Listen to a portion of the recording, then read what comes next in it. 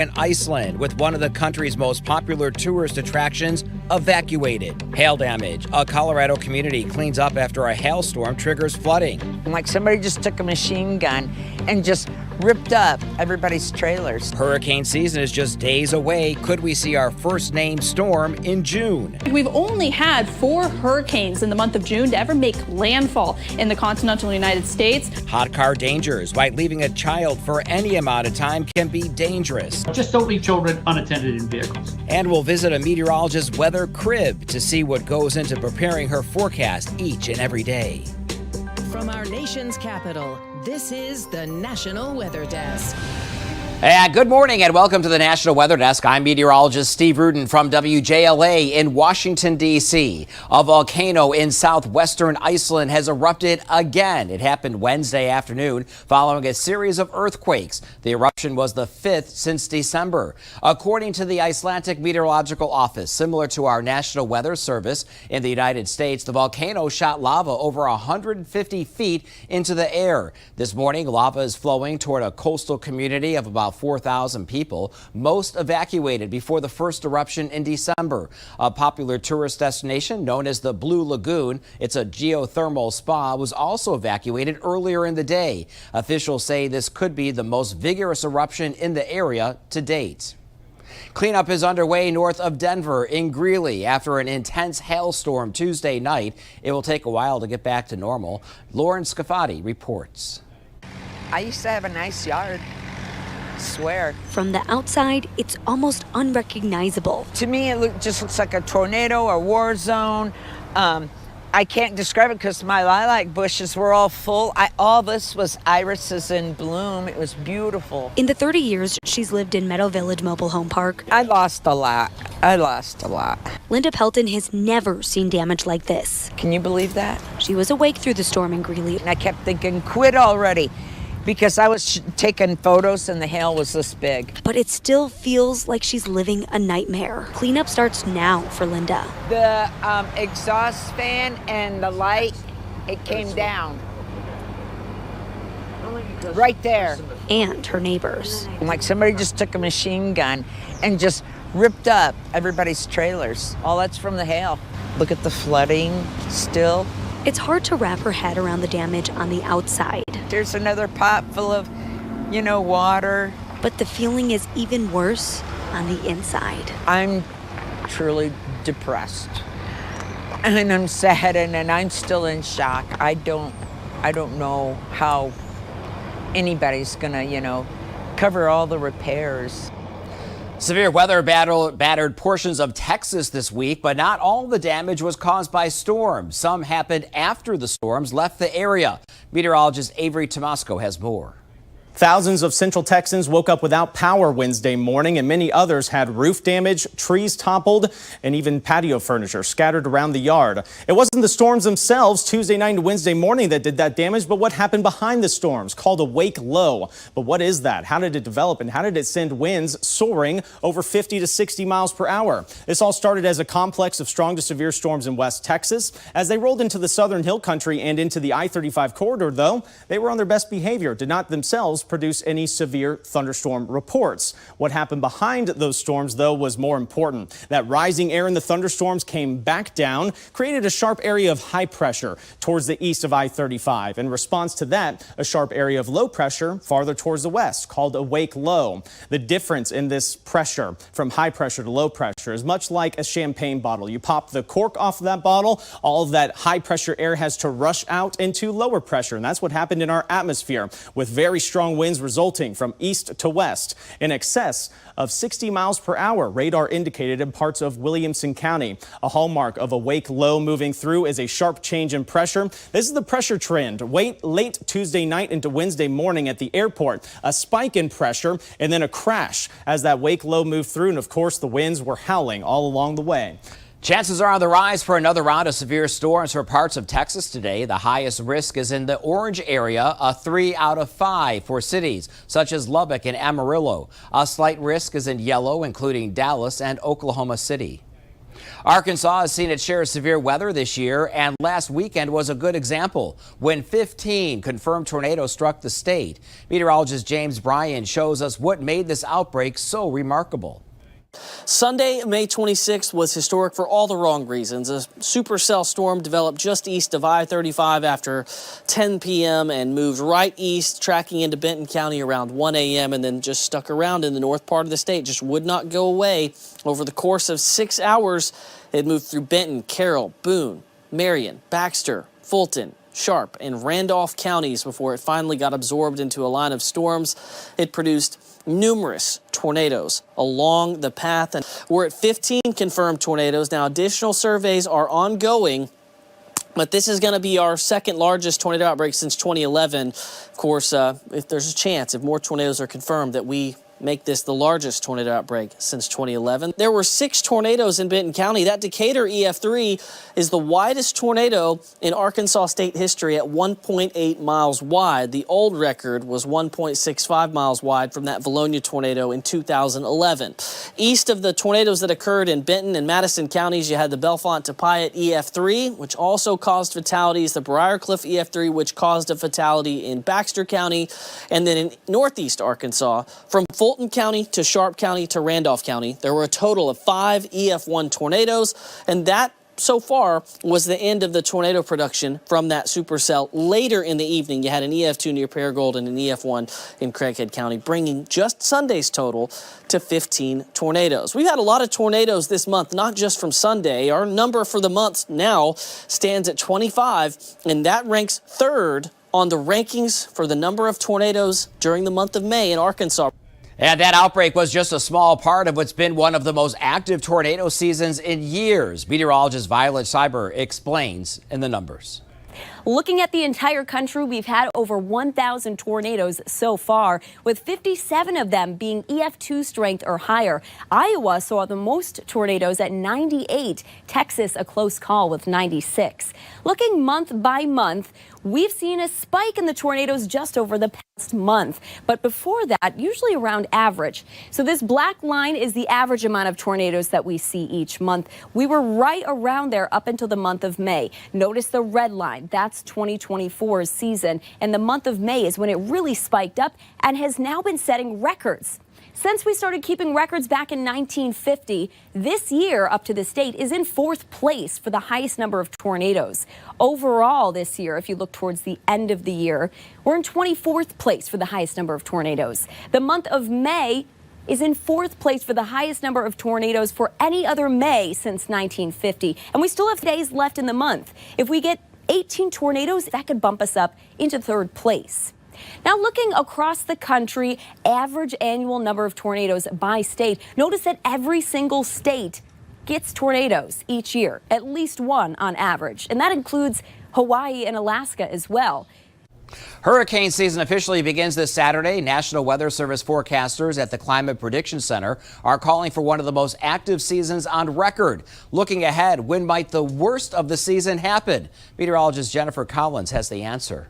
And as we take a look at hurricane season activity throughout the summer months, the peak of hurricane season, when we typically see the most activity in the tropical basin, most storms form about around mid-August through mid-October, with a peak of the season being in early September. June is actually the slowest month for hurricane season. Slow to start, but that doesn't mean that storms don't develop. Typically, when we look at tropical activity during the month of June, most activity occurs in the western Atlantic and in the Gulf of Mexico, with most storms following late season cold front boundaries that move across the southeast. We see this in the way of tropical systems that could bring the potential for heavy rainfall, and in some cases hurricanes have formed. In fact, we've only had 4 hurricanes in the month of June to ever make landfall in the continental United States. Bonnie, Audrey, Agnes, and Alma, the most recent 1986 there as a Category 1 hurricane. So we can still expect hurricane activity even this early in the season. So it's always important to stay prepared and make sure you're prepared before the season actually begins. And check out this cool pic from the top of Big Bald Mountain in North Carolina. Look closely at the center of the photo and you can see a rare phenomenon known as a broken specter. It's the shadow cast on water droplets in fog. And coming up on the National Weather Desk, we'll give you an inside look at how meteorologists prepare their daily forecasts.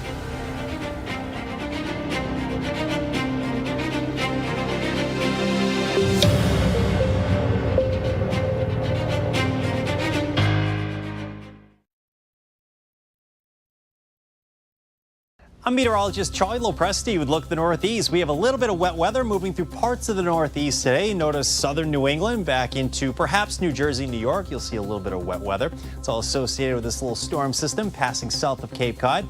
This is 8 o'clock in the morning. That rainfall will be slowly working its way off to the east during the course of the afternoon. We're seeing a lot of sun for a good chunk of the Northeast, except Maine and Seacoast, New Hampshire. Friday will feature a lot of sun with seasonable temps in the 70s. Enjoy.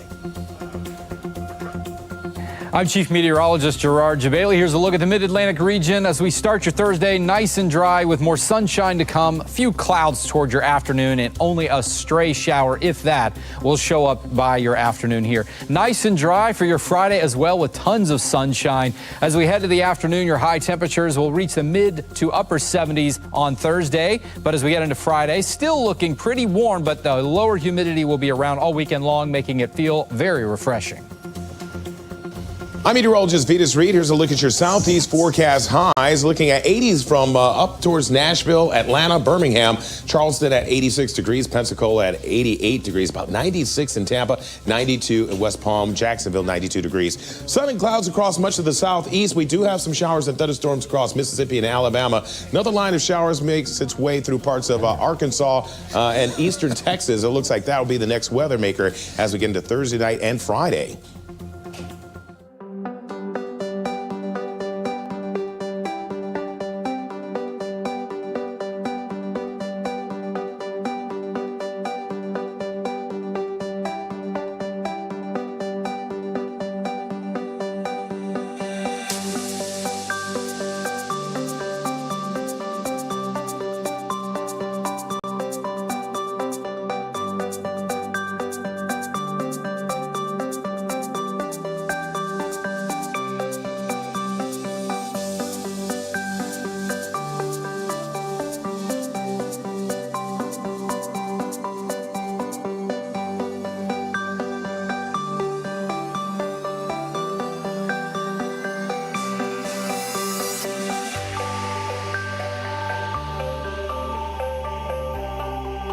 Weather Window, presented by the National Weather Desk. Here's a storm captured as it formed over Greencastle, Missouri Sunday evening. It eventually packed a punch with gusty winds and dropped hail the size of ping pong balls. Under this blanket of leaves and hail is a road. This covering was left behind after a storm Monday in Virginia. And a view of a distant storm over the Wasatch Mountains, complete with mammatus clouds and an anvil. For more content like this, follow the National Weather Desk on Instagram. Ever wonder what goes into preparing a daily broadcast weather forecast? It's something your local meteorologist, like myself, does every day. Meteorologist Arena Plunkett gives you an inside look at the process. Not gonna lie, before I even think about stepping in front of this camera, I have to do my homework. I'm forecaster Arena Plunkett, and welcome to my crib.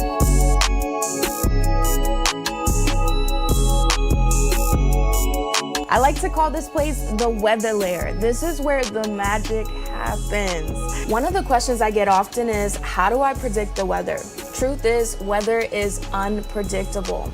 With changing variability in the atmosphere and using nonlinear equations, it is super difficult to get it right all the time. So that's why I rely on my models.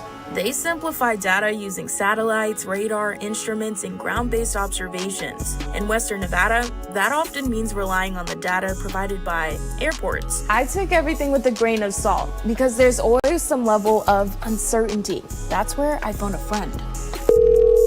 Yo, Justin, help me out. So that's where cool guy Reno National Weather Service meteorologist Justin Collins steps in. Think of the National Weather Service kind of like the weather police. They're busy cross-checking models, collecting data using weather balloons, all to get the details right. All of the temperatures and like current conditions basically all get ingested by the models, and then using a lot of obviously math and physics and all that creates a forecast. I'm not gonna lie, some days there's a bit of massaging that goes into some of these numbers, but with more science and technology, we are closing the gap between the guesswork and making the sky the limit for weather forecasting. And when we think of rain and thunderstorms, dark skies often come to mind. But even when the sun is shining, rain can be falling.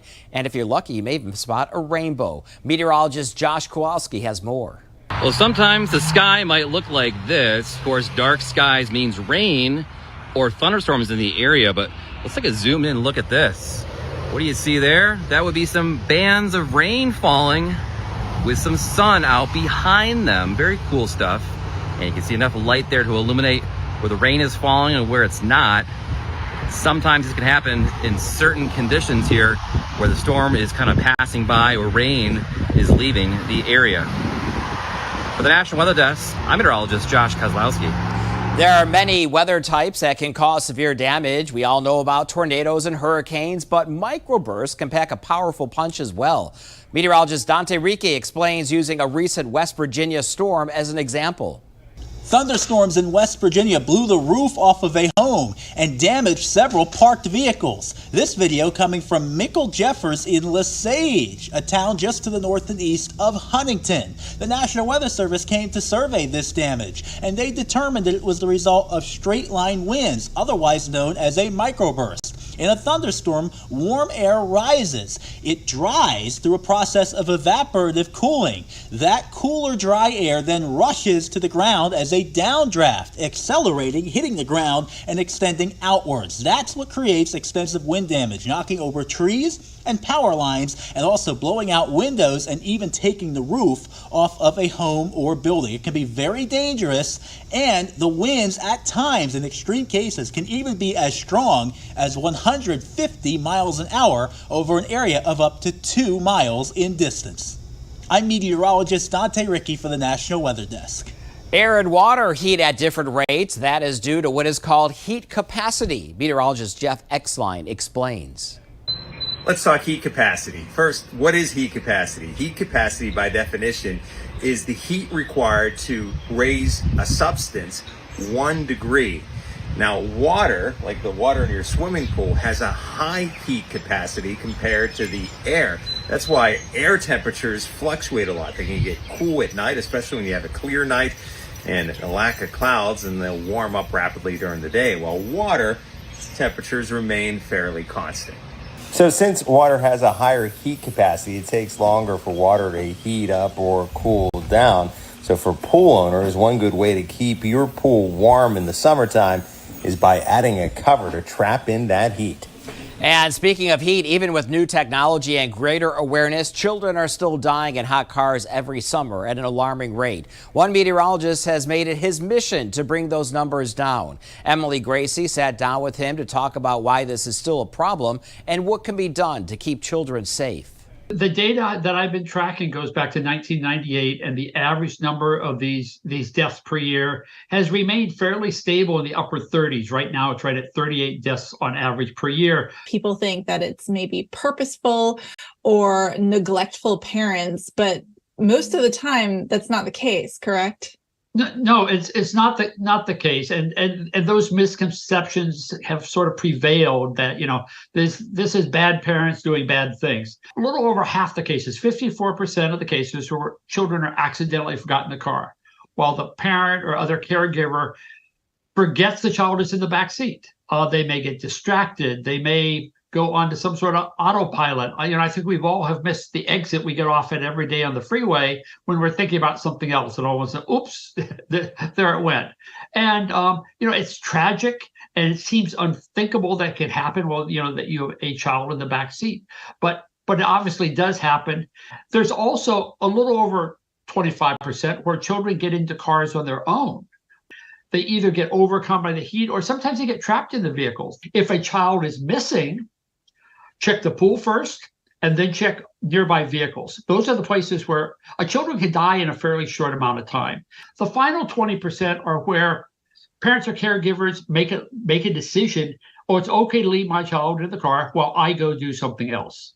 The watchword in the safety community is not even for a minute. Don't leave children unattended in vehicles. There's just too many bad things that can happen. All right, so we know it's a problem. Can we talk solutions? Normally keep a teddy bear or a stuffed toy or something else in the child seat. Put the child in that, put that up in the front seat with you as a visual reminder put all those things that we automatically, reach for when we get out of the car, our phones or wallets or purses or briefcase, whatever it is, put those in the back seat area.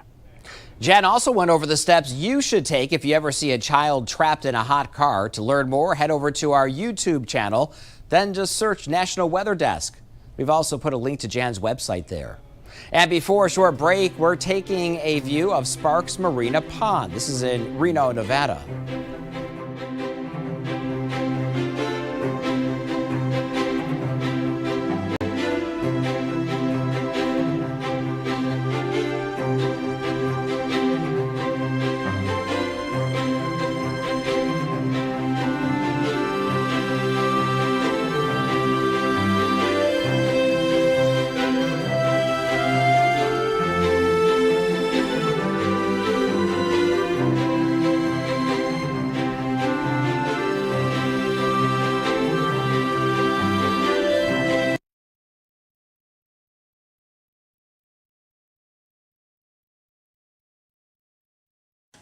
Well, a very good Thursday morning, everyone. I'm meteorologist Andrew Buckmichael. Got some thunderstorms starting to move their way into the plains today, and that'll continue moving its way to the east as we head through the next few days here. Most of us have high temperatures in the 70s, a few spots a little cooler, like Milwaukee at 63 and a couple of 81s on the map.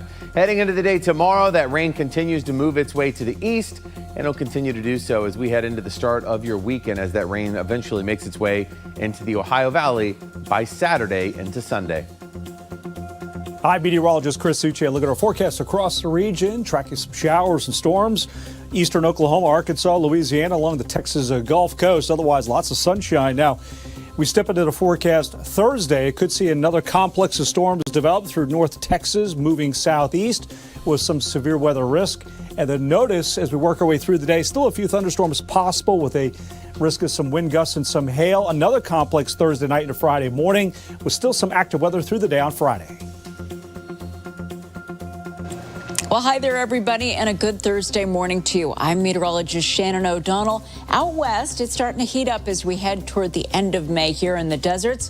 104 today out of Phoenix, 71 out of Portland for a brighter day in the Pacific Northwest. Still a little bit chilly in the wake of this disturbance here in the Idaho Panhandle. That's where we'll actually start out with some freeze warnings, but things brighten up well enough by the afternoon. Dry all the way out toward the California coastline for our Thursday. And that's the scene from here.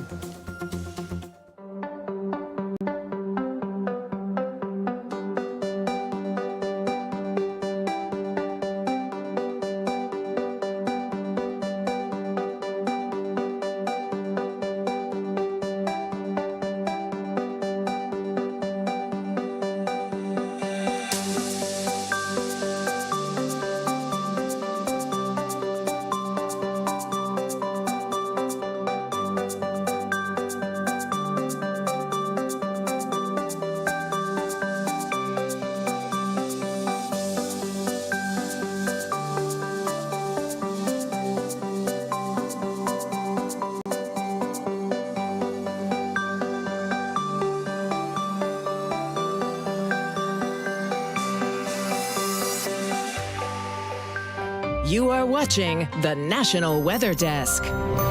When at the beach, weather can change quickly. One reason for this is something called a sea breeze. Meteorologist Evan Chikvara explains. You have a microclimate that happens at the beach. You've got the water, you've got the land, and that causes a difference in our surface heating. So over the water, you have relatively cooler air. As the day goes on, you have warm air over the surface because land heats up quicker than water. You have very high specific heat for water. So it stays relatively the same temperature all day versus the land. You get warming air, you get rising air, and you get what's known as this sea breeze boundary. It'll be clear offshore, and then you'll get the development of what we call sea breeze type thunderstorms. So throughout the day, we'll go from sunny skies. You'll feel that cool breeze. You'll be sitting in your chair. Winds come on shore. It'll feel great, nice and refreshing. And next thing you know, you could be running back into the condo or beach house as that sea breeze thunderstorm pops up. It can be very tough to predict these, but in general, these form right along or just to the north of the coastline. So if you're headed to the beach this summer, know this: a sunny morning could turn into a stormy afternoon thanks to the sea breeze front. Looking for more great original weather content? Be sure to check us out on social media. You can find us on all your favorite platforms. Just search the National Weather Desk. We're back after this.